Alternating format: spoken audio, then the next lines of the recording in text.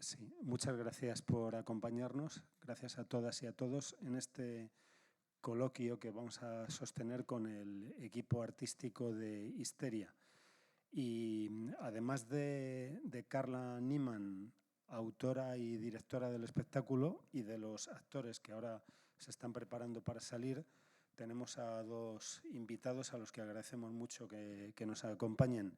A la derecha de Carla está Sara Barquinero, filósofa y escritora, y diré solo que es autora de Estaré sola y sin fiesta, Terminal y Los escorpiones. Y a su derecha está Jorge Velasco, profesor de Historia, filósofo y poeta y autor de Google Earth. Hablar del libro Nostalgia de Google Earth.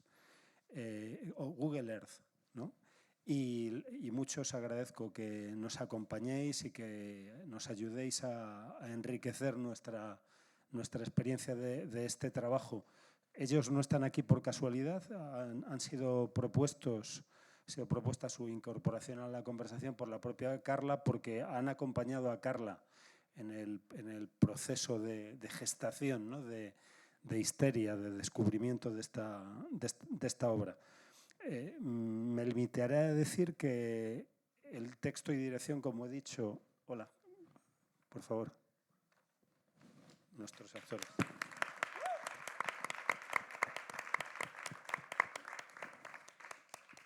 Sí, ellos son Yuna Isa Castera y Mariano Estudillo.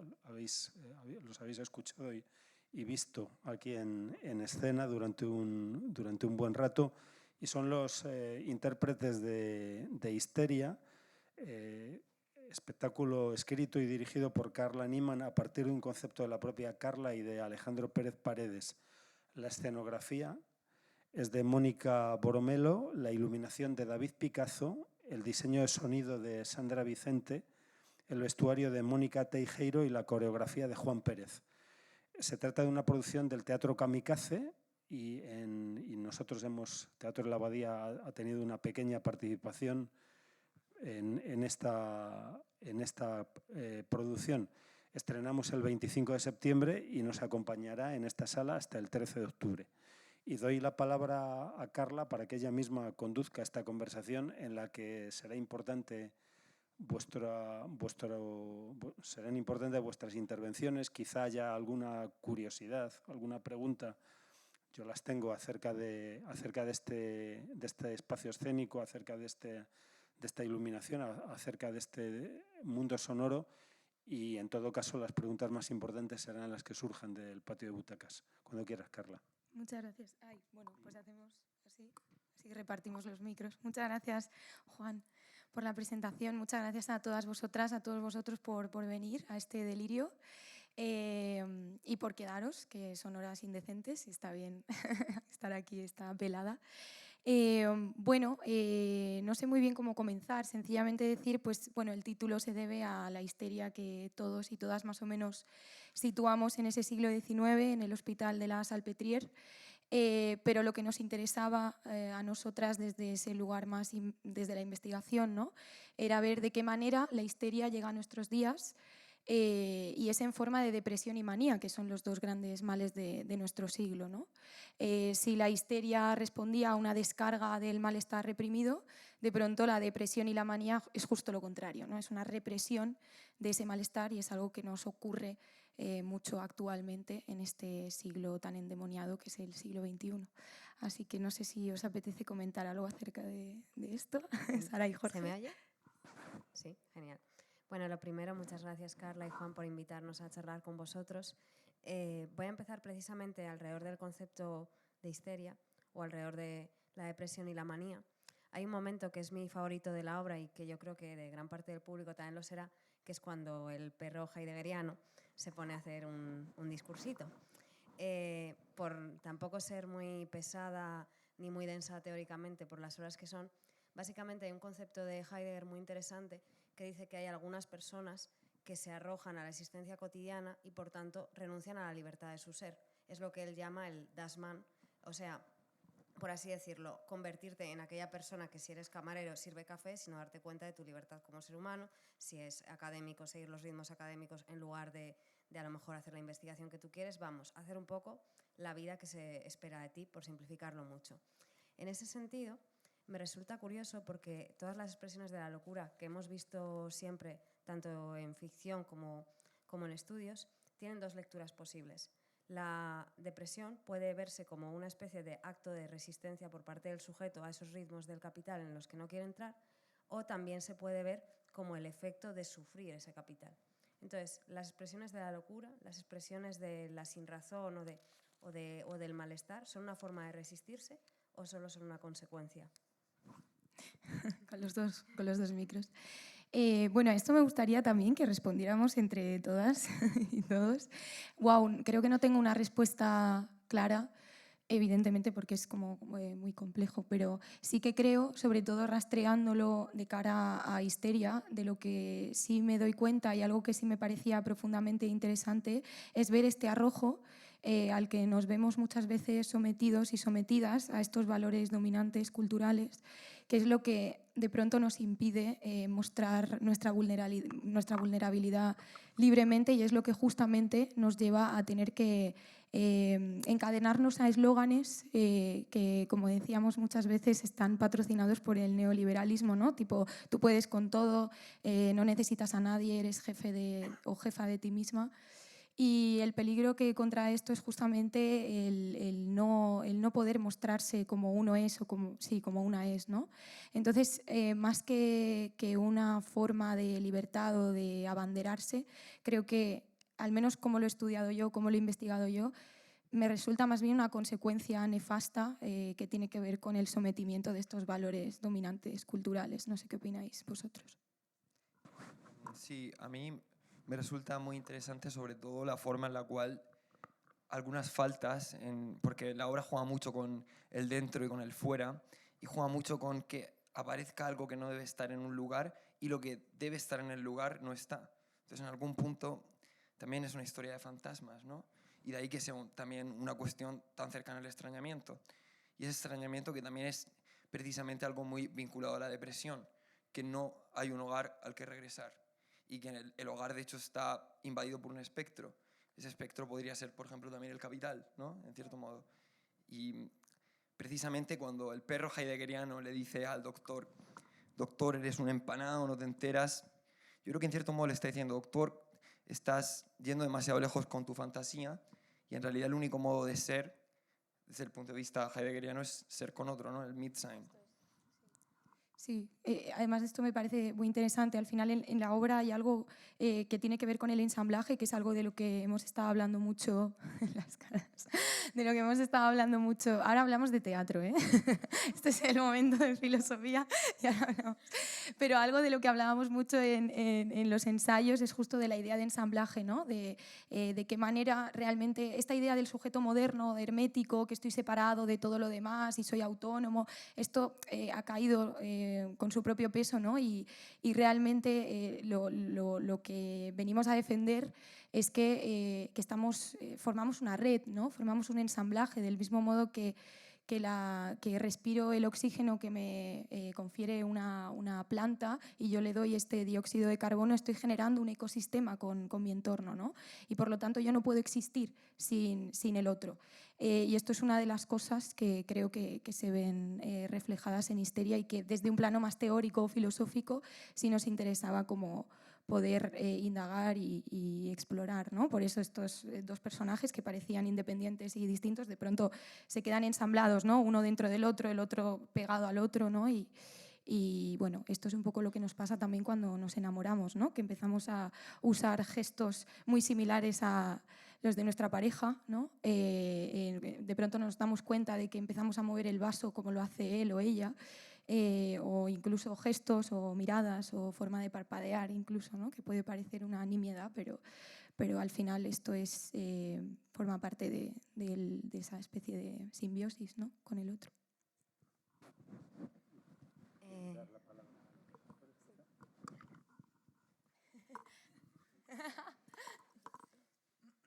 Por favor. Bueno, es un aspecto muy interesante todo el que estáis comentando. Realmente, al menos hablo por mí, tenemos conocimiento de lo que hemos investigado para la obra, pero claro, aquí pues vosotros tenéis mucho más conocimiento. No sé si puedo aportar algo más interesante que lo que estáis aportando. Pero bueno, los dos personajes están arrojados a todo esto que estáis comentando, ¿no? A esta depresión, a estas manías y a este efecto del sistema neoliberal. Entonces, Sí, lo vivimos, lo representamos, lo sentimos en la carne durante un ratito aquí. Lo preguntaba también porque no sé cómo te has sentido tú al interpretar el personaje, pero me da la impresión de que solo es en la extrema desesperación que siente la protagonista cuando puede tener una especie de relación auténtica con alguien que es una persona real, ¿no? Se pasa fantasmalmente todo el tiempo antes de que empiece la obra persiguiendo a un fantasma que ni siquiera la conoce, pero precisamente al entrar tan profundamente en sus síntomas es cuando consigue hablar, iba a decir hablar con otro ser humano o que otro ser humano la penetre. Entonces, no sé si a lo mejor queríais contarnos algo de cómo todo el texto de la obra os ha afectado a vuestra propia corporalidad o hacia la forma en la que os relacionáis con los demás.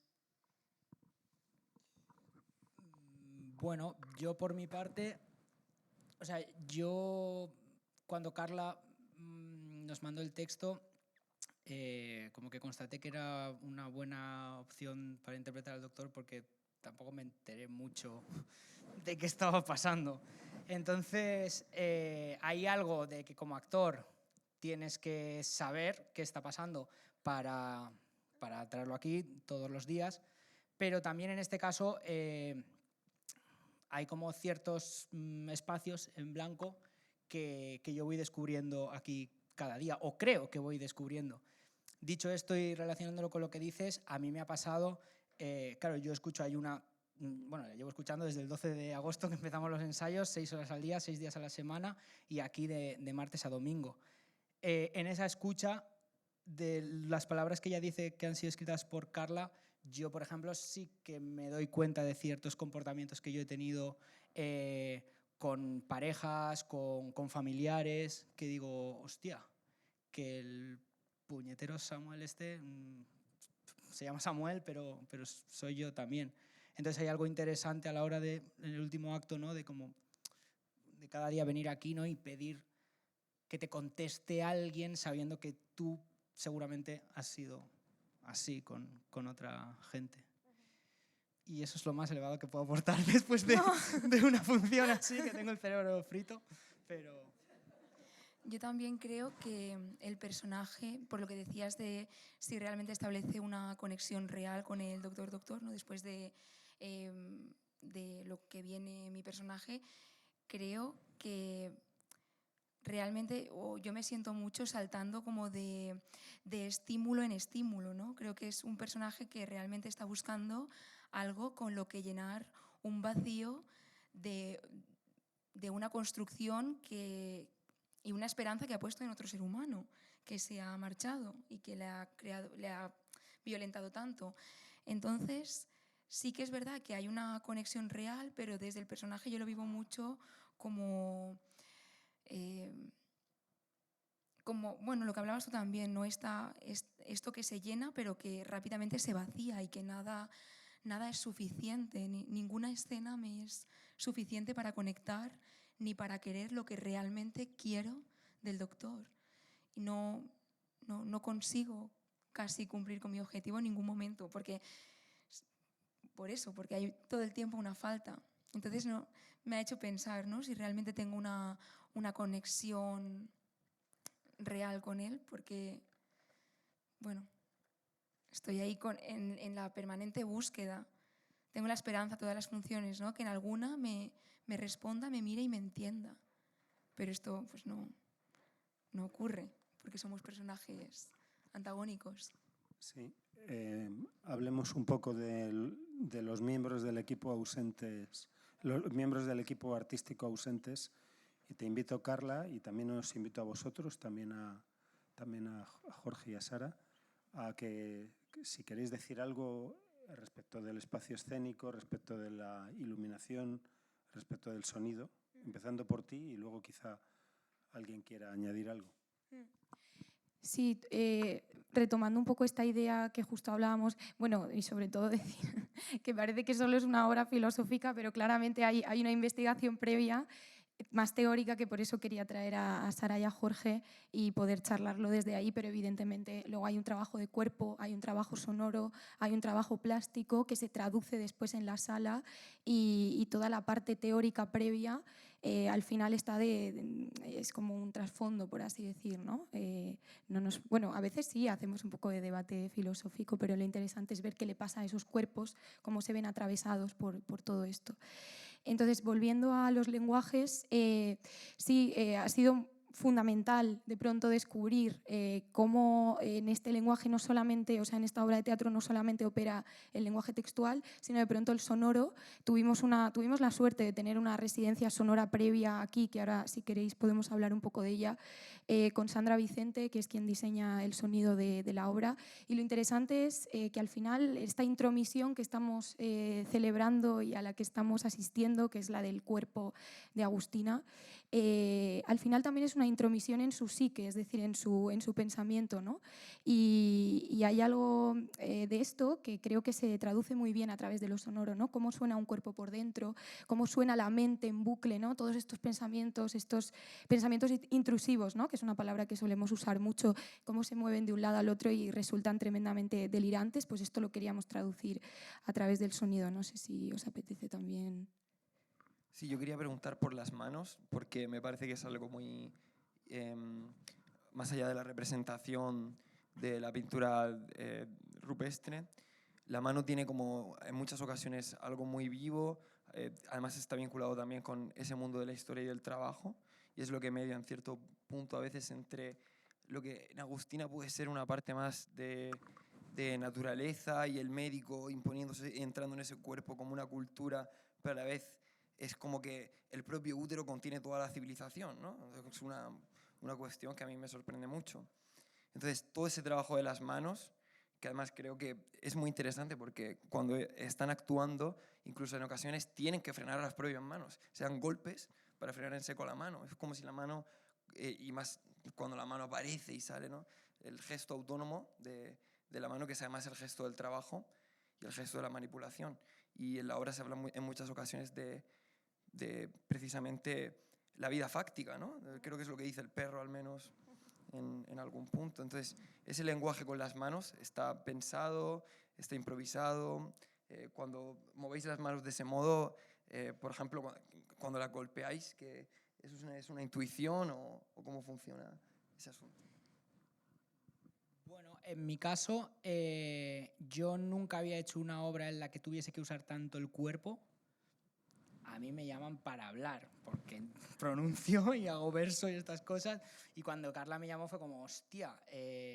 Entonces ella nos empezó a mandar referencias de gente que yo decía, no le voy a decir que se ha equivocado porque necesito el curro, pero claro, eran Pepinto, era Varo de Ver, era gente que yo digo, ostras. Entonces sí que ha habido una preparación previa para poder ofrecerle a Carla en estos 45 días de ensayos pues un abanico de posibilidades para componer estos personajes, pero también ella en los ensayos ha dado rienda suelta y un espacio de libertad para probar cosas. En ese sentido fue muy importante la incorporación al equipo tanto de Juan Pérez como Daniel Mezquita, que son bailarines, que son gente que saben que nosotros no lo somos, entonces nos ayudaban a dar. Claro, yo como actor, más que pensar en 8 y en 4, yo necesito saber por qué hago lo que hago. Yo decía todo el rato, pero ¿por qué hago eso? ¿No? O qué es lo que pasa en esta escena para que... Y de repente nos dimos cuenta que había un momento en el que el doctor deja al estar poquito a poco dentro de ella, él deja de ser consciente de sus propios movimientos. Eso sumado a referencias que todavía meses antes de ensayar, Carla nos iba mandando, nos mandó mucho cine mudo, nos mandó Los Hermanos Marx, aunque no sea mudo, hablábamos del jovencito Frankenstein, cosas como muy de cuerpo, y luego yo le he metido pues mis referencias más noventeras o más que yo pueda aportar. Pero todo ha sido bueno, lo bonito de cada proceso es que tú tienes 45 días para entender cómo hacerlo. Yo cada día vengo aquí, lo que me emociona es que digo, espero que no se den cuenta que no soy un actor gestual de estos y he traído a mis amigos en las previas y doy mucha pena o doy como tal. Entonces, para mí es un reto cada día y parte de ese reto se lo doy al doctor. Cuando hago cosas que yo he visto en un vídeo de Pepinton, por ejemplo, quiero que el doctor también esté como, pues no sé si habré pasado la prueba de su... Entonces, no sé en qué momento, de esta hora 45, hora cada vez menos, hora 40... no sé cuánto le doy yo no sé si el que le quita la mano es Mariano o es el doctor. Hay como un juego ahí interesante para practicar cada noche. ¿Quieres decir algo?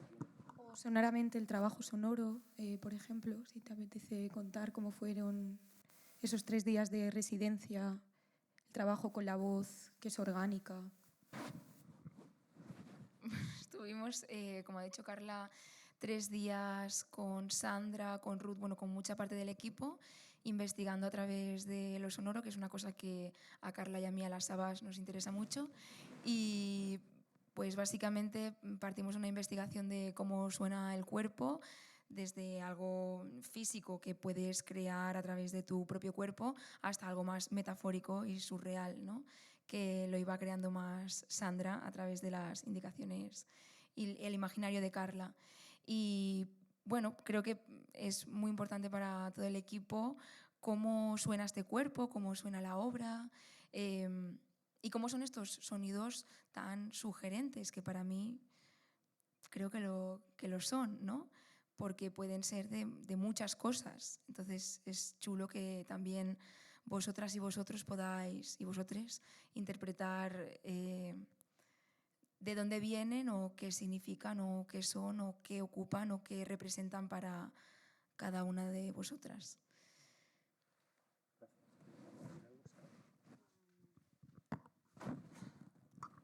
Sobre el escenario, yo tengo una curiosidad y es si, claro, porque cuando tú nos hablabas de esta obra, cuando aún estabas escribiéndola, yo me imaginaba algo como muy sangriento, como el interior de un cuerpo o en rojo o con cortinas o, vamos, más visceral. Y cuando llegué aquí, bueno, ya lo había visto un poco en los vídeos promocionales y vi un espacio tan aséptico y con estos cuadros me pregunté, ¿esto siempre fue así? ¿Fue cuestión de la dirección artística o cómo fue el pensar este escenario? Esta pregunta me gusta mucho porque nunca sé muy bien qué responder, o sea, creo que fue una aleatoriedad un poco. Es verdad que yo tengo, y creo que a ti te pasa lo mismo, Yuna, nos gusta mucho esta idea del linóleo, del color blanco, de qué manera contamina la luz sobre el linóleo. Luego, con los días, como dice Mariano, en esos 45 días empiezas a entender por qué tomas estas decisiones, que muchas son inconscientes, muchas no están realmente razonadas, por así decir, y van razonándose a medida que dialogas con el equipo, ¿no?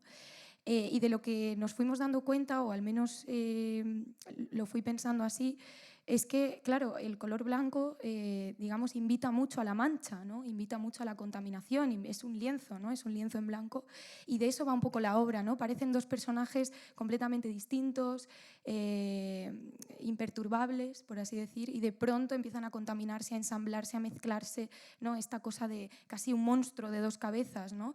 Y esto es lo que nos permite también esta especie de cuerpo escatológico por dentro en el que está fosilizada la historia de la humanidad, ¿no? A través de estos cuadros, que al final un museo es un poco eso, ¿no? Es de qué manera influye la humanidad sobre el territorio, el terreno, el espacio, ¿no?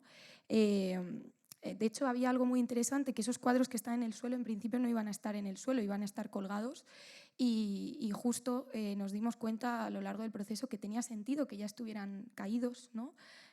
Porque al final la historia es esta cosa mareante, cíclica y contagiosa, ¿no? Que nunca está quieta, ¿no? Y ese lienzo en blanco siempre va a estar manchado por alguna marca y algún registro biográfico, histórico, sentimental como queramos llamarlo. Entonces, bueno, creo que es esa la razón por la que surgió el color blanco. Pero vamos, yo no suelo pensar las cosas mucho al principio, llegan cuando empezamos a dialogar en equipo. Ahí es cuando digo, vale, por esto hemos decidido esto. Pero, por ejemplo, o sea, sé que es como una pregunta muy práctica. ¿En tu texto estaban los cuadros que iban a estar? En plan, mira el cuadro tal. ¿O fue ya trabajando en equipo cuando decidiste Schubert, no sé qué? Sabía que iba a haber un perro, eso seguro, un perro heideggeriano que está ahí. Y bueno, quería poner el Desesperado de Kubert o Courbet, no sé cómo se pronuncia, porque se parece muchísimo a Mariano. Es que es igual que Mariano, y dije, pues este tiene que estar seguro. Y los demás pues fueron surgiendo, ¿no? Ese realmente es una broma, es un chiste, o sea, se llama El soldado caído, y como es el cuadro que se cae, pues ya está, el soldado caído es el cuadro que cae. Pero bueno, han ido surgiendo las pinturas rupestres pues también, porque iba a ser el primer cuadro que ilumina el Doctor, es como en la historia de la humanidad, de las primeras pinturas, son las pinturas rupestres, vamos a hablar de la historia de la humanidad en 2 minutos, ¿no? Desde el principio, desde los orígenes hasta un momento más contemporáneo, ¿no? Que por ejemplo tenemos esas pinturas, tanto el soldado caído como aquel de la izquierda, que es de una pintora finlandesa. Y bueno, el origen del mundo, pues obvio, ¿no? Estamos entrando, asistiendo a este museo fosilizado, que es como la historia de la humanidad. Y bueno, la muerte de Marat, pues porque está escribiendo cartas como el Doctor, ¿no? Eso sería un poco el razonamiento, la justificación. Sí, sí, por favor, estamos por vosotros, por vosotras. Si tenéis alguna pregunta, comentario.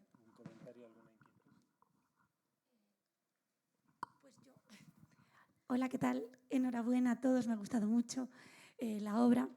Y quería comentar eso, que hablabas del blanco, que a mí estábamos dentro de una vagina, pero a la vez dentro de una psique, y el color blanco lleva mucho al hospital, al manicomio, y de ahí a la histeria, y de que a todas estas mujeres no las trataban de histéricas y de locas.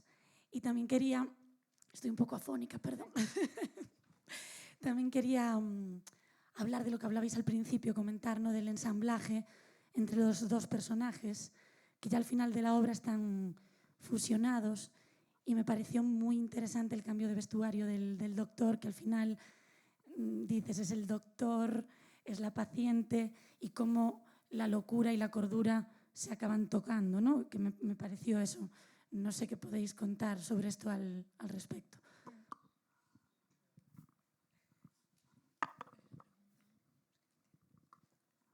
¿De qué de todo, Adela? O sea, la progresión La progresión del vestuario, por ejemplo. del personaje. Bueno, a mí en una de las primeras quedadas que tuvimos me dijeron que iba a llevar una bata flamenca y yo dije, ok, o sea, ya intentaré entender en qué momento, en qué... luego cuando, no sé si fue el primer día de los ensayos, Mónica Teijeiro trajo los figurines, los dibujos en los que se veía como esa progresión, y eso a mí me dio pistas también para decir, vale, pues esto que pasa por fuera, a este tipo le tiene que pasar por dentro. A mí me han dicho de todo en la semana que llevamos, me han dicho de todo, en la función, mamarracho, no, me han dicho que o sea, muchas sugerencias, ¿no? De, pues, el tipo se va derritiendo, me han dicho. El tipo de repente deja de tener un contorno humano para ser como parte de la instalación, ¿no? De lo que es la arquitectura escénica. Entonces está guay también tener esas referencias para decir, vale, va por ahí. Pero también, o sea, ellas pueden decir, yo lo que he aprendido trabajando por primera vez con ellas, que ya llevan tiempo trabajando juntas, es que le dan un lugar privilegiadísimo a la intuición, a decir, vamos a...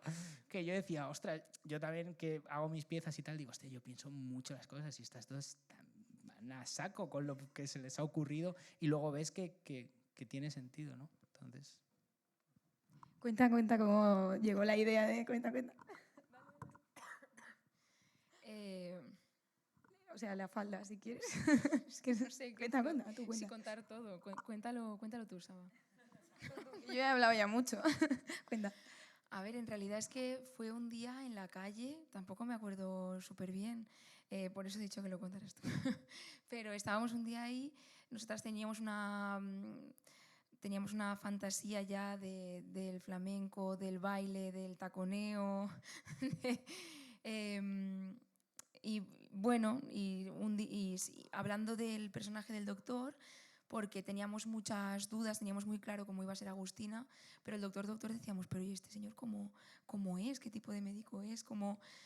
Y entonces, pensando acerca de él, pues a través de la intuición empezamos a decir un montón de cosas y a hablar, y llegamos a la conclusión de que en su camino a la locura, ¿no? Él terminaba bailando un poco confuso, como un perro que se persigue su cola. Bueno. Creo que fue también por esta idea de los cuadros de la escena, cuando caen los cuadros, ¿no? Que decíamos, Ana, intenta claro. sujetar, ¿no?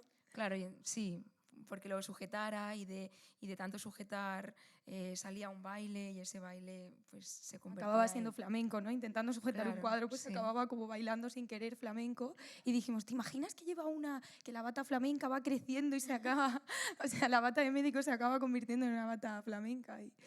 Y bueno, al final estas cosas que dices, ¿te imaginas? Y al final pues tenemos bata flamenca. Así construimos el delirio del doctor.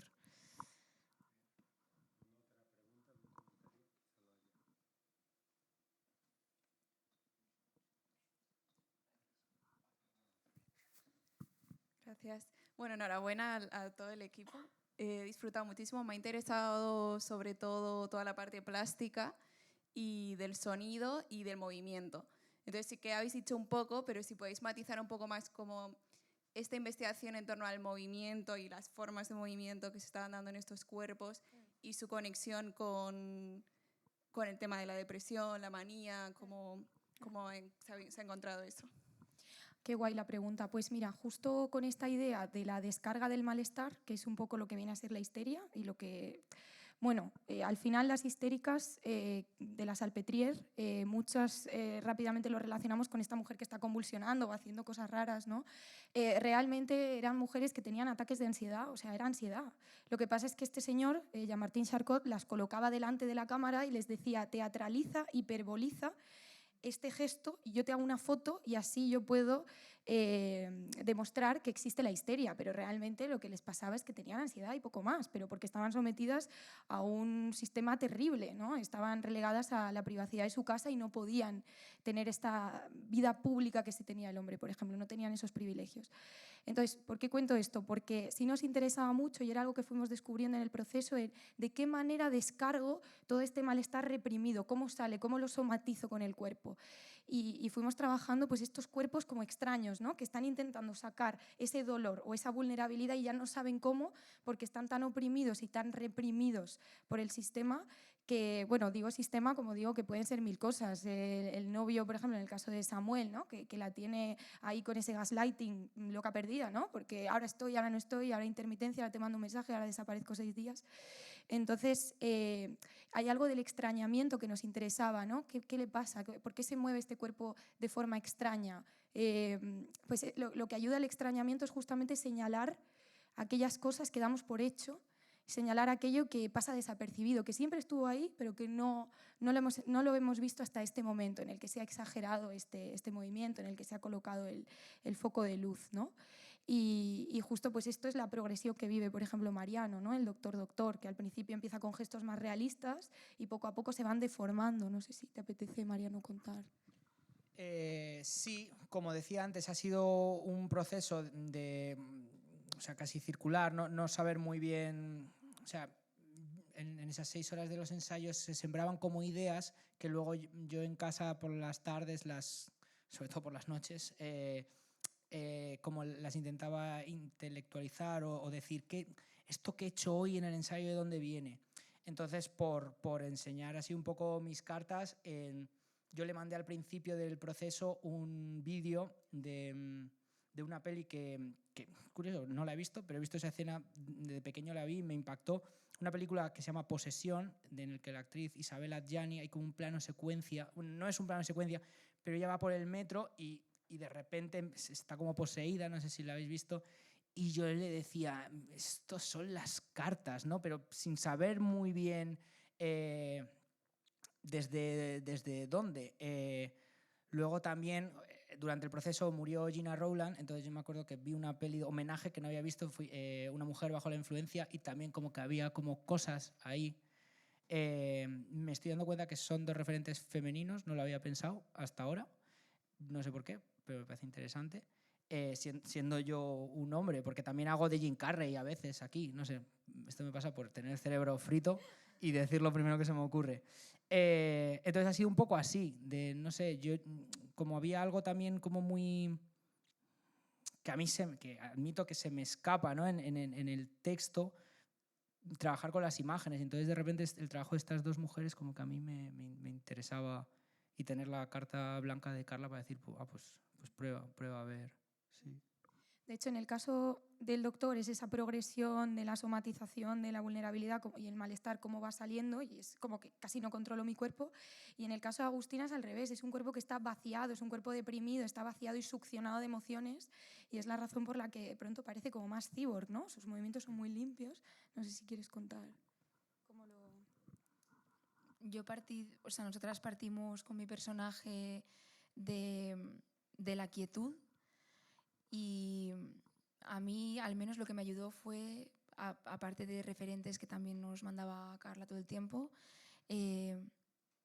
como entender muy bien el texto, escuchar muy bien, porque creo que es un personaje que donde tiene todo el movimiento es en su agilidad mental, ¿no? Está todo el tiempo pensando y ideando, entendiendo, verbalizando. Entonces, partimos de la quietud, y creo que el movimiento lo ha dado ese texto, que pone el foco en qué está mirando, qué está diciendo, qué es lo que le llama la atención, y a partir de ahí se ha construido. Y ya la parte pues, de movimiento más conjunto, coreográfico, pues han sido gracias a 2 bailarines increíbles, y la coreógrafa también, Carla Newman, porque ella también puso algunos pasos, bueno, algunos ya no están tampoco. Que han sido erradicados. Bueno, pero hasta ayer, ¿no? Pero que no pasa nada. Quiero decir que había también parte de coreografía e ideas que son también tuyas y de todos. O sea, que se ha ido construyendo un poco con las ideas que traíamos y con 2 coreógrafos, uno que trabaja en Suiza y Daniel que trabaja aquí en Madrid, pues increíbles, que nos hacían tener retos cada día de ensayo.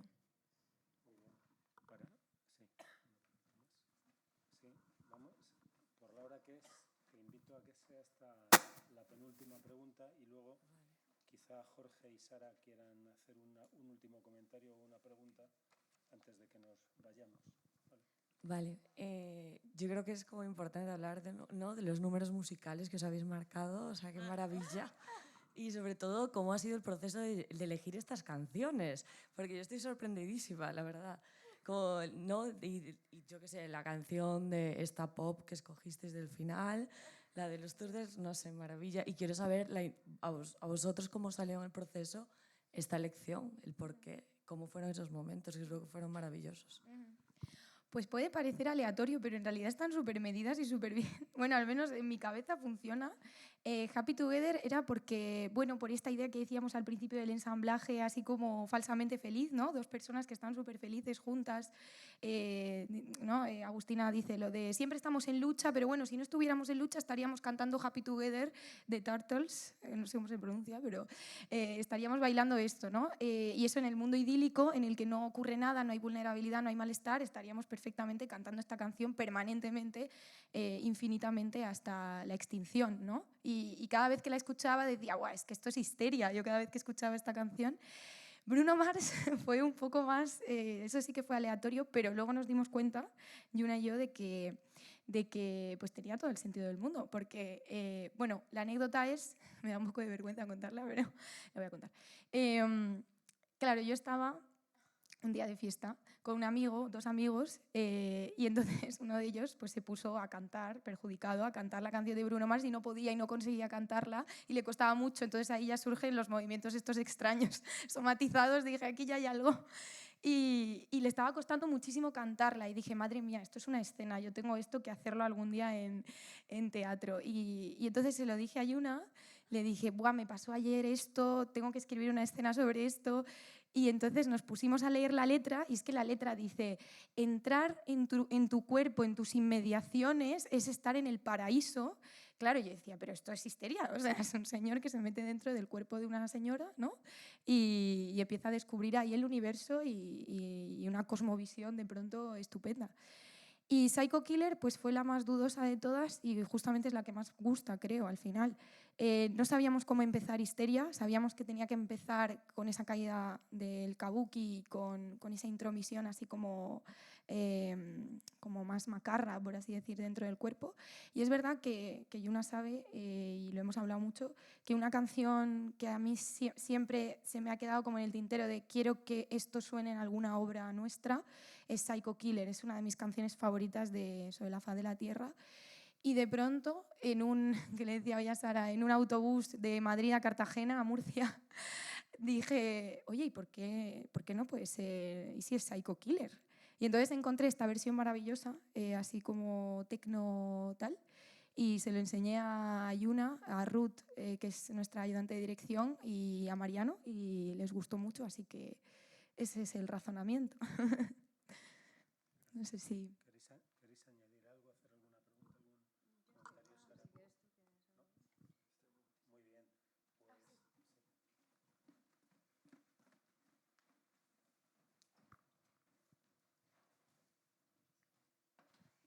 Bueno, lo primero, enhorabuena, porque es sin duda una obra que como que te llama la atención en un montón de sentidos y me parece súper difícil el trabajo que hacéis.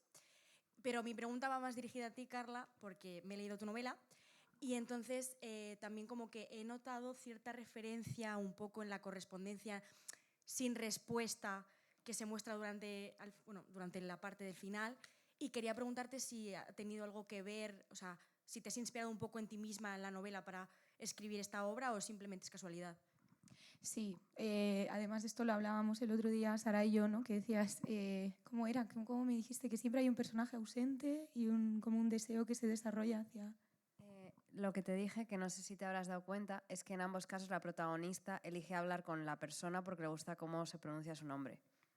Sí, es verdad eso, sí, que le gusta cómo suena su nombre en el paladar a la hora de pronunciarlo, entonces ya hay un cuerpo fónico, a pesar de que haya una ausencia del cuerpo físico, pero hay un cuerpo fónico ahí que le interesa y se agarra a eso como sea para perseguir a esa persona fantasmal, casi imaginaria. Sí, o sea, es un tema que me lleva obsesionando desde hace muchos años, cómo opera el enamoramiento o el deseo frente a la falta y la ausencia de algo que no está o algo que ha dejado de estar, pero que ha dejado un hueco, un agujero, que es como el tema que me obsesiona desde hace ya mucho tiempo, ¿no? Los agujeros, los orificios. Aquí también tenemos buenos mondongos y orificios. Esto lo llamamos mondongos. Eso es el mondongazo y esos son los mondonguillos. Y sí, es algo que me lleva interesando hace mucho tiempo. Qué guay que hayas visto esa referencia y gracias por leer la novela. Muchas gracias. Sí, pues muchas gracias a todas y a todos por acompañarnos y desde luego gracias a Carla, a Mariano, a Yuna y también a Sara y Jorge porque nos han ayudado a extender la experiencia. Buenas noches y la abadía siempre os está esperando. Gracias.